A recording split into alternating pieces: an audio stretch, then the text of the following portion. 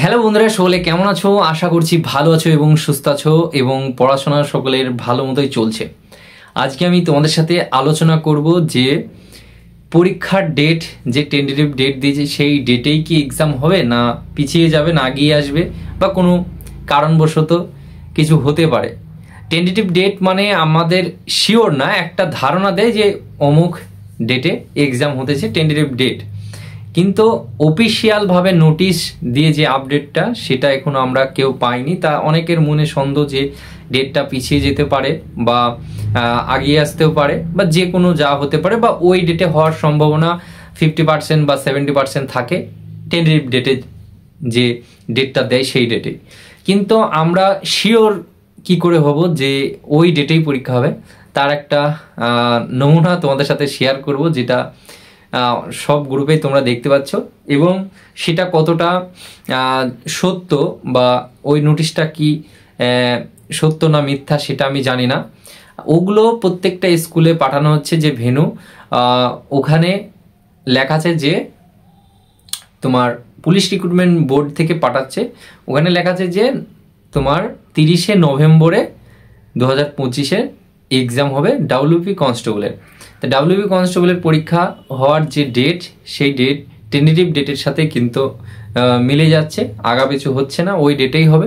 তো ওই ডেটে হওয়ার সম্ভাবনা 90% বা 100% ধরে রাখো। যারা অনেকে ভাবছিলে যে ওই ডেটে কি পরীক্ষা হবে, না পিছিয়ে যেতে পারে বা কিছু। টেন্টেটিভ ডেট অনেক এর আগে দু একবার চেঞ্জও হয়েছে, হতেও পারে, কোনো গ্যারান্টি নেই। কারণ তোমরা জানো যে এসএসসির যে পরীক্ষা হওয়ার যে ডেট ছিল, বা অ্যাডমিট কার্ডও দিয়ে দিয়েছিল, দেওয়ার পরে আবার কিন্তু এক্সাম পিছিয়ে গেল। এসএলএসটির যে এক্সাম তোমরা অনেকে জানো মনে হয়, যে অ্যাডমিট কার্ড দেওয়ার পরেও কিন্তু এক্সাম পিছিয়ে যাচ্ছে, বা এক্সাম এখন হবে না, এরকম নিউজ তোমরা সকলে কম বেশি দেখেছো। যে এর আগে যারা 2017-তে না 16-তে যারা 50% না 48% এরকম একটা পার্সেন্টেজ পেয়েছিল, তাদেরকেও আবার এক্সামে বসার জন্য 1 সপ্তাহ মতো টাইম দিচ্ছে। ওই জন্য যে অ্যাডমিট কার্ড দেওয়ার পরেও এক্সাম পিছিয়ে যাচ্ছে। তাই এটা কোনো বিষয় না, যে কোনো কারণে বা যে কোনো বিষয়ের জন্য কিন্তু পিছিয়ে বা আগিয়ে আসতে পারে। আর টেন্টেটিভ ডেট মানে একটা সম্ভাবনা, বা ওই ডেটে হবে এরকম একটা নোটিশ দেওয়া হয়। ওটার দু একদিন আগাপাছু হতেও পারে, কোনো গ্যারেন্টি নাই।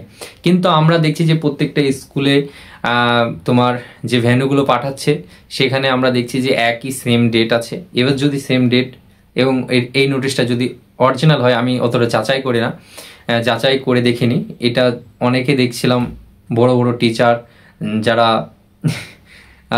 ভিডিও আপডেট বাবা নামে পরিচিত, তারা ভিডিও করছে।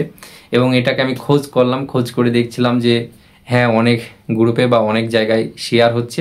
তাই আমি তোমাদের শেয়ার করলাম যে যে এই ডেটেই হওয়ার সম্ভাবনা কিন্তু 90%। তা হবে, এই ডেটগুলোতেই এক্সাম হবে, আর পিছবে না। তোমাদেরকে আগে থেকে বলে এসেছিলাম যে ভোটের আগে দেখবা সব পরীক্ষাগুলো অটোমেটিক হয়ে যাবে, যে করে হোক করে নেবে, দ্রুত করে নেবে। তা সেটাই হচ্ছে। জানি না, বুকের ভেতরে একটা ভয় কাজ করছে, হয়তো এটাই শেষ হয়ে গেল, না হলে এটাই জয় হয়ে গেল। যাই হোক, একটা হবে, তার জন্য লাগাতার পরিশ্রম করতে হবে সবাইকেই, এবং আমি নিজেও করছি। সবাই দোয়া করবে, আমিও একজন ক্যান্ডিডেট, যেন এইভাবেই তোমাদের সাথে থাকতে পারি, আপডেট দিতে পারি, বা এইভাবেই তোমাদের সাথে যেন ভিডিও শেয়ার করতে পারি, আগে যেন একটা সাকসেস অর্জন করতে পারি। এটাই আমি দোয়া করছি ওপরওয়ালার কাছে। আর যারা পরিশ্রম করছে সকলের যেন তাদের স্বপ্ন পূরণ হোক, এটাই চাই। যদি না হয়, কপালে যদি না থাকে, তাহলে আর কিছুই করার নেই। হয়তো কোনো একটা কাজে বা কোনো একটা জায়গায় হয়তো তখন দেখতে পাবে, তখন হয়তো এতটা ভালোবাসা বা এতটা তোমাদের সাথে থাকতে পারবো না। যা হোক, কপালে যেটা আছে সেটা। কিন্তু সবটাকেই ভেবে আগিয়ে রাখতে হবে, আগাতে হবে। নেগেটিভটাকেও ভাবতে হবে, পজিটিভটাকেও ভাবতে হবে। না হওয়ার কোনো সম্ভাবনা, যদি কোয়েশ্চেন ফাঁস হয়ে যায়, এবার একটা পরীক্ষা যদি কোনো কোয়েশ্চেন ফাঁস হয়ে যায়, দুর্নীতি হয়, তাহলে তো গেল সবাই, আবার সেই একই রকম অবস্থা হয়ে যাবে। তা আমরা চাইবো যেন সেটা না হোক। সবাইকে সেটাকে দেখতে হবে। তা সবাই ভালো থেকো, সুস্থ থেকো, পড়াশোনা করো। টেন্টেটিভ ডেট কিন্তু খুব একটা চেঞ্জ হয় না, ওই ডেটেই এক্সাম হয়। অনেকে কমেন্ট করছিলে, কোয়েশ্চেন করছিলে যে ওই ডেটে এক্সাম হবে না চেঞ্জ হতে পারে। তা আমি অনেক সবাইকে বলেছি কম বেশি যে হ্যাঁ ওই ডেটেই হবে। বোঝা গেল? ওই ডেটে হওয়ার সম্ভাবনাই বেশি থাকে। বোঝা গেল? টেন্টেটিভ ডেটে পরীক্ষা হওয়ার সম্ভাবনা বেশি থাকে। আর একটা কথা বারবার বলে এসেছি যে কোনো জায়গায় ফেঁসে যেও না। হয়তো 12 ক্লাস পাশ করলো বা মাধ্যমিক পাশ করলো করেই হয়তো অনেক ক্যান্ডিডেট আছে যারা নতুন এক্সাম বা কম্পিটিটিভ লাইনে ঢুকেই হয়তো দেখলো কারো সাবস্ক্রাইব বেশি আছে এবং কোনো টিচার বেশি মানে বাতেলা বেশি মারে, হ্যাঁ, মুখ বাজিয়ে যেসব টিচাররা খায়, বা টিচার বলা যাবে না, ইউটিউবাররা খায়। তা সেই টিচার বা সেই ইউটিউবারদের পাল্লায় যেন পড়ে টাকা পয়সা নষ্ট না করে, বাপ মাও যেন তাদের ফেঁসে না যায়, সেটা একটু ফলো করবে। আর আশেপাশে যত ভাই বোন থাকবে তোমার ছোট বা তোমার সমবয়সী যারা নতুন হয়তো, তারা যেন এইসব জায়গায় না পা দেয় সেটাকেও আমাদের দেখা উচিত বা সেটাকেও সতর্ক করে দেওয়া উচিত। কারণ আমি বিশ্বাস করি যে এই যে তোমার পুলিশ লাইনে বা ডিফেন্স লাইনে যত ক্যান্ডিডেট থাকে তারা সবাই মধ্যবিত্ত বা গরিব ফ্যামিলির ঘর থেকে আসে। তাদের কাছ থেকে যদি এইসব টাকাগুলো নষ্ট হয় বা